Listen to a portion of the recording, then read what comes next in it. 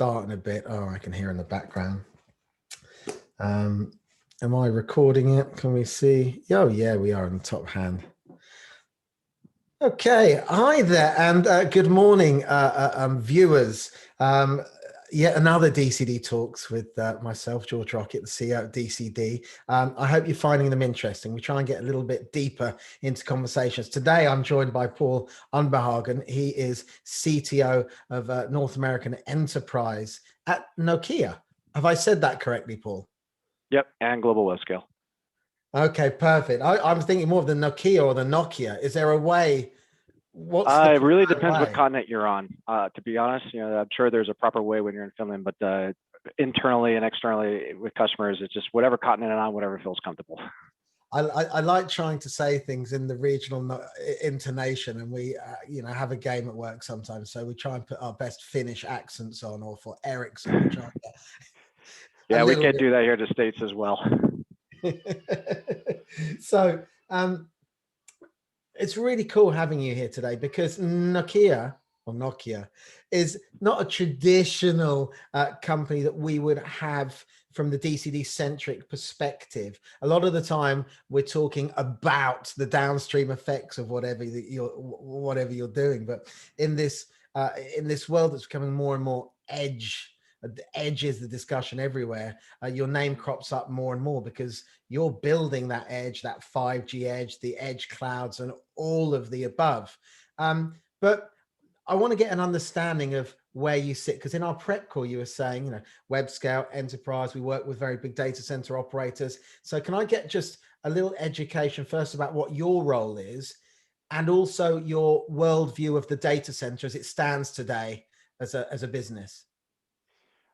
Sure. Okay. So my role is I help both the engineering side, the marketing side, the sales side. I sit between all of them, trying to understand the strategy and where we're going and what's even happening in the data center world. And specifically, given my background as a standards member in both the IETF and IEEE, and being a protocol designer, networking protocol designer, that's the areas obviously I focus in. So what can we do to help make networking more cloud-like, essentially? And so how can we participate in cloud environments and even help different accounts which move at different speeds and have different requirements and different needs and different wants, all three different things, participate as we've evolved into this cloud kind of journey. And so if you think about like a web scale vendor, they have far outstripped everybody in their understanding of how to actually manage clouds. They don't need a lot of help in the software, they don't need that. But we do participate in a lot of conversations about, say, undersea cables, because we have a fleet of ships that actually lay those cables. We participate in defining new standards for the optical interfaces, like ZR optics. So a lot of that conversations, or even how do we participate into an edge cloud environment where when 5G is no longer these massive boxes on the side of the road that run the space stations, but actually have now been converted into containers themselves. So the entire infrastructure that runs the containers.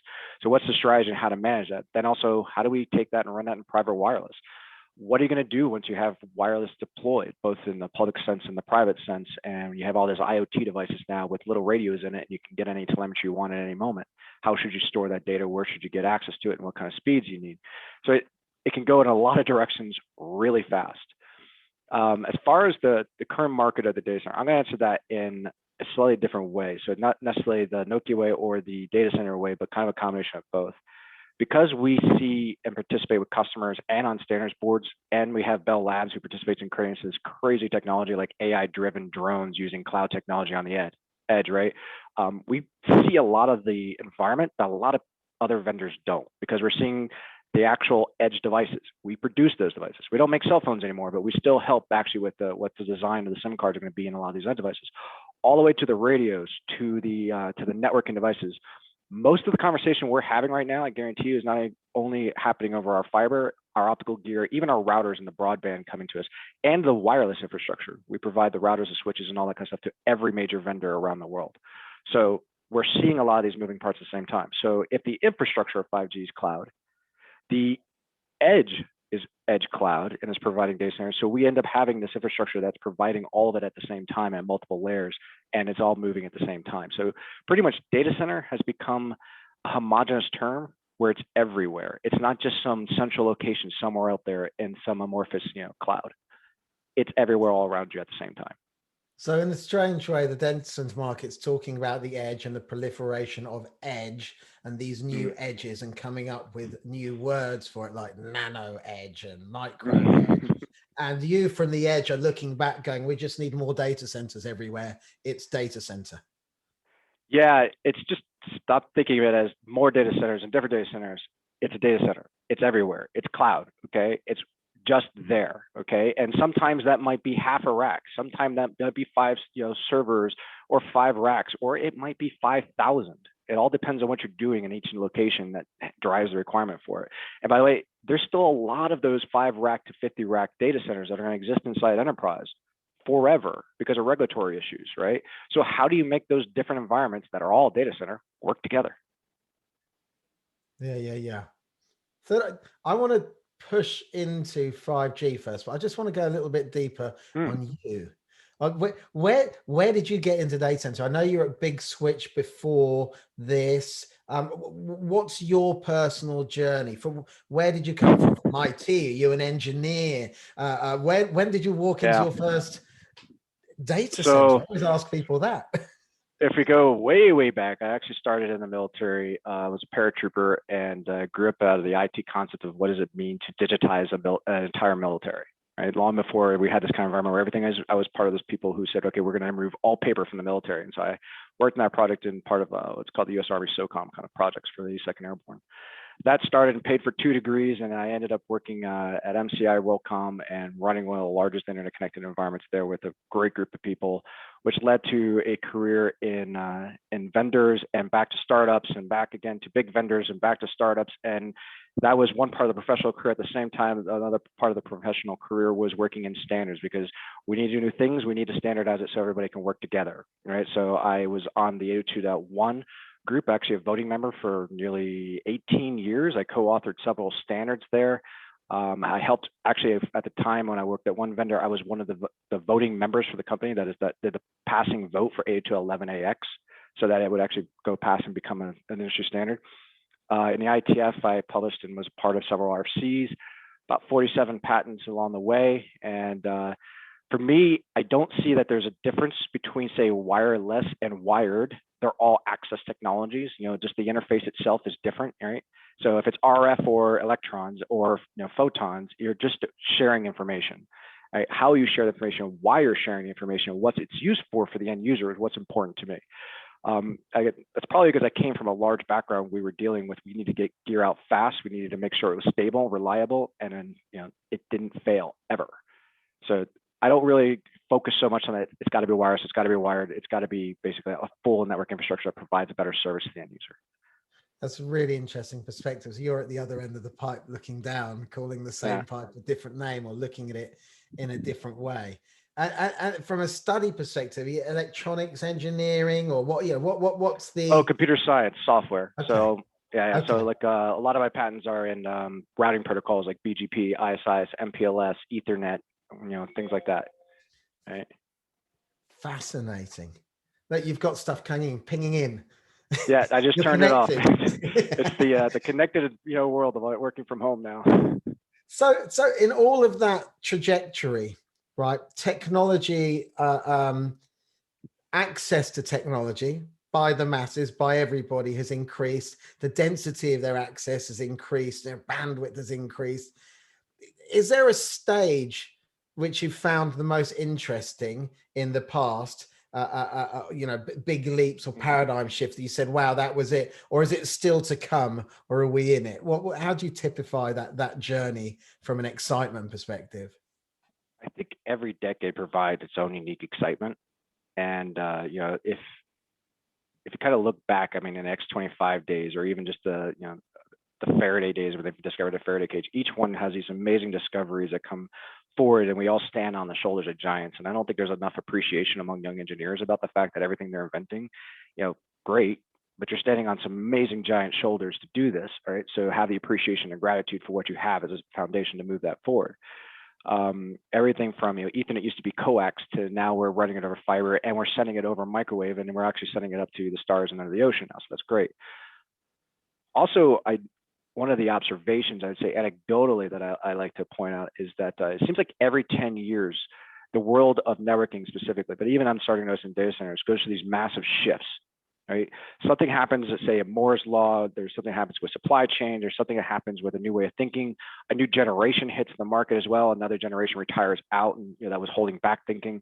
And those combinations of those things coming together, it causes a completely different way of thinking about the world. We went from mainframes to PCs, we went from X25 to ATM, and ATM went to MPLS and Ethernet. At the end of the day, IP and Ethernet won flat out because of economy of scale and economy of scope, which then led to the value of being able to do servers the way we do servers today at scale and mass and the commodity. Storage now is able to do a fraction of the price, right, that we could ever do before. So then you look at the next 10 years, I think I'm pretty excited to see what happens now as we look at this juxtaposition of, we have cloud, we have AI, ML, we have potentially quantum computing coming, right? We have edge computing, and if the entire world is a data center, we have blockchains going where there's are now a new type of thinking about data.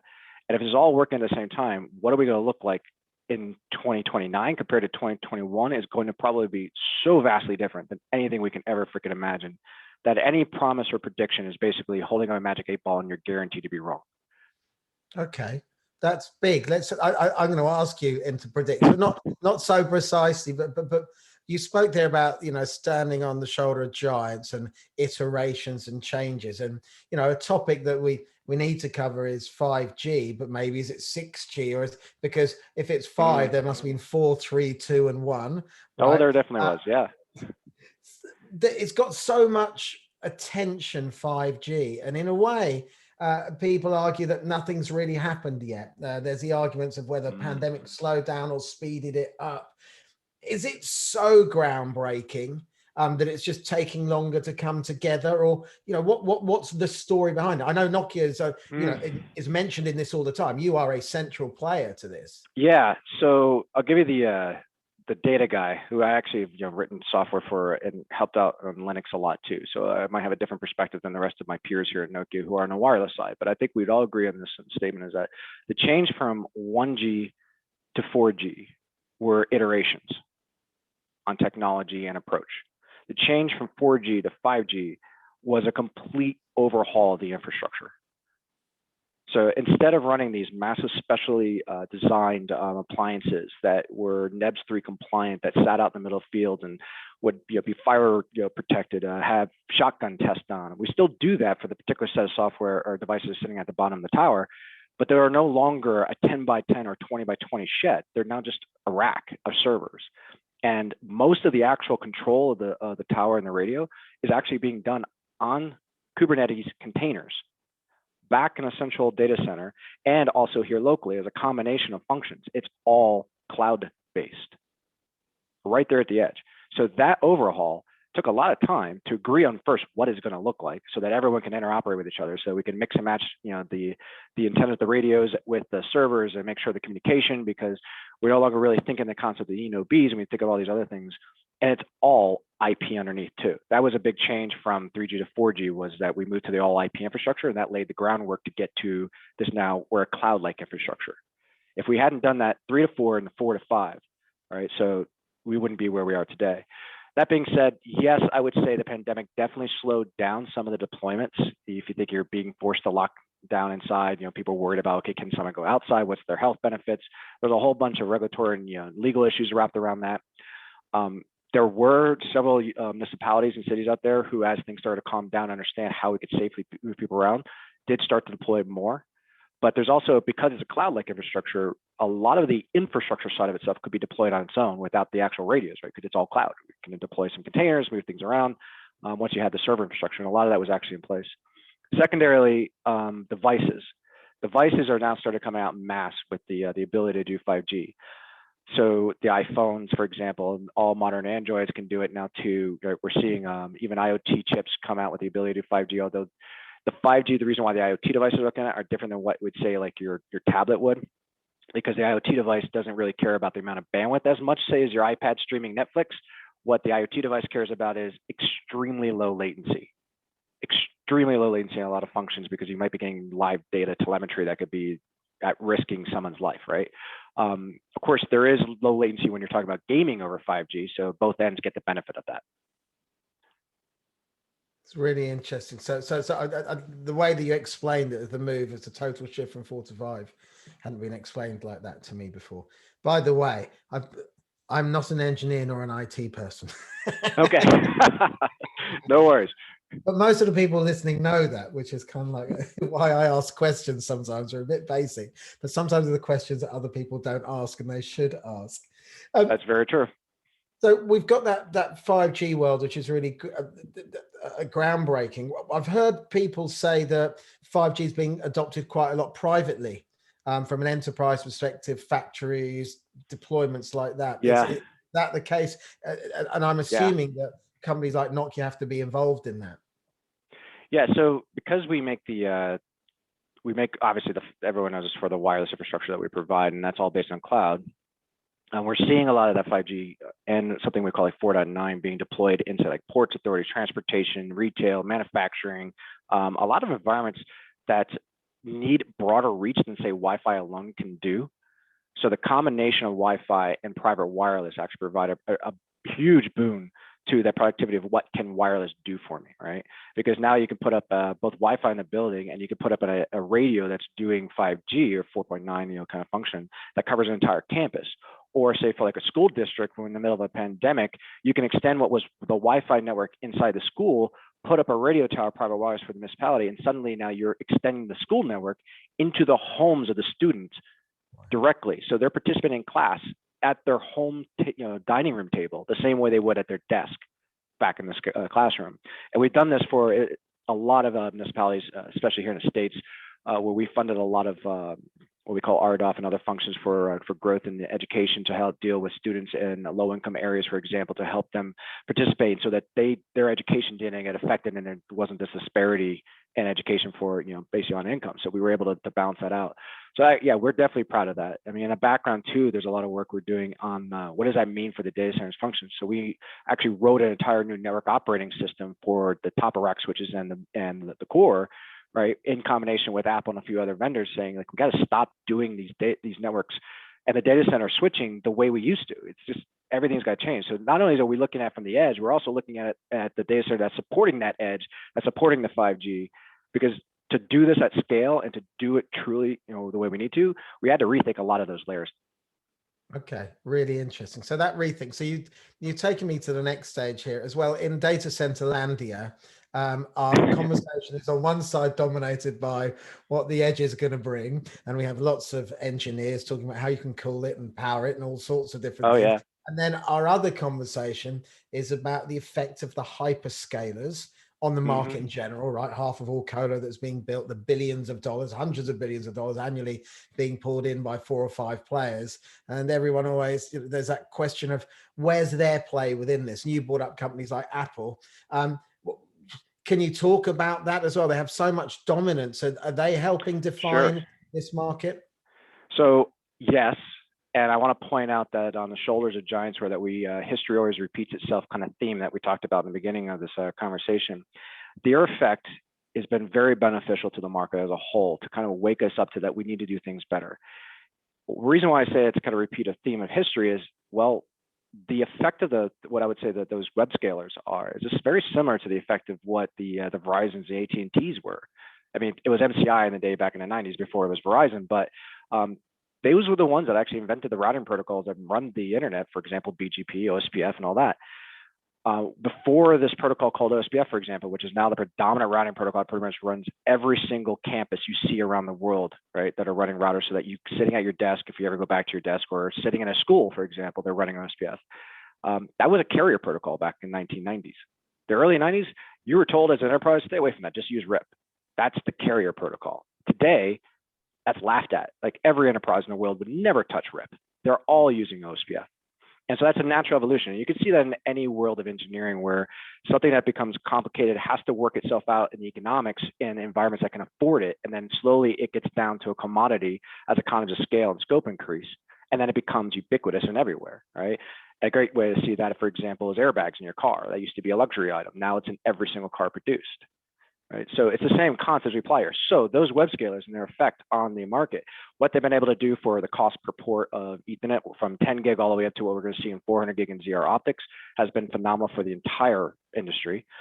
Their push into how we actually think about running a data center and to stop thinking like it's just a giant campus, right? And that's actually, I would say, like when we used to teach networking engineers in the late 90s to early 2000s how to design a data center, you could actually superimpose a picture of what was a campus design and they were exactly the same. And that did not serve the people that the network was serving, the actual application developers, the database guys, and more importantly, the end users. So the cloud guys allowed us to actually see, we need to think about this completely different how we manage this stuff. Also, we need to stop designing networks for networking people. We need to start designing networks for the actual application. And that's another effect that we saw for that these web scalers have done great benefit to how we grow. I think the next phase in which what web scalers have really done a great job is this concept of white box and using commodity chips, basically. So the white box concept is, you could talk about the economics and saying a white box has been talked to death. For me, as a software guy coming from that background, what I like about it is means that we need to, it's just part of what we had to rethink here was we need a different network operating system. We need to stop treating these switches like there's something special. They're a CPU with a switching chip with a bunch of ports. Okay, that basically means is that they're a server with a bunch of ports. So why not just run the actual software on it as actual Linux, and then run the applications that run the switching that knows where everything is as an application like we'd run a web server, and then open up the entire kernel that's running Linux so we can run the switch the same way we run the server. And that opens up this huge environment of opportunities of toolkits now that allow us to manage the servers and the switches in exactly the same way, taking DevOps to a whole new level. The current term internally we call it as NetOps, but that's why I was talking about how we had to rethink the way we actually look at the switches that run the data centers, because it's going to allow us then to use the same API software development tool sets and approach that run the server and the switches at the same time. So it really simplifies the operations environment. So software defined and open are really the underlying enablers of all of the fabric. Yeah. Being someone who was heavily involved in the SDN push in our years, for me, this is actually seeing the actual the delivery of the promise of what SDN was without it's like SDN must be done this way. No, SDN was a concept, like everything is software defined, but what's really important is that everything wasn't open. And now we're at a point in the industry where everything kind of like is intersecting in a perfect way, where the API concepts, a whole new set of developers graduating from university as well, who think about the world differently. They don't want to look at a CLI. They want a web doing an API call, right? That drives a different cultural view of how to look at it as well. Networking people who are no longer thinking in the same way as well, that everything has to be CLI driven. They can see how that they need to provide a better environment that's as agile to the actual server infrastructure so that everything can move, because at the end of the day, you're not measured by how fast you deploy this data center. You're measured by how well your application runs. It's a fascinating, complex world. It's funny because software defined we're talking about for so many years, and now, as you've said, it's something that's here. It's these things are talked about and they become reality, and then they're no longer talked about. It's funny, right? They seamlessly flow in. One of the analogies to that I like to point out is being in a big electric car vehicle guy. I've had an electric motorcycle and electric car as well. As people talk about charge anxiety. Everybody has charge anxiety. You have charge anxiety if you have a gas car. You just don't realize it because there's a gas station in every corner, right? Or a petrol station for you, but for us. But every now and then you get to a quarter tank of gas, you have a charge anxiety. Like, where am I going to get my electrons from, right? So it's a system that's so ubiquitous, you stop seeing it. Yeah. The light switch. The light switch is data. Hey, we've been gassing on and on and on, right? You've got a day job. Where are you? You're in Denver, right? It's Denver and it's Monday morning. Yes. Early Monday morning. I've had a fascinating chat today. I can tell you what, I've learned a whole heap of stuff. Hopefully, I can invite you to join one of our conferences soon, because I could see you bringing Absolutely. a little bit of energy to a panel. But for today, it's been great, Paul. Hey, it's been a pleasure. It kind of ended a bit weird there. We'll end it on that's been a pleasure at the time when it's there, but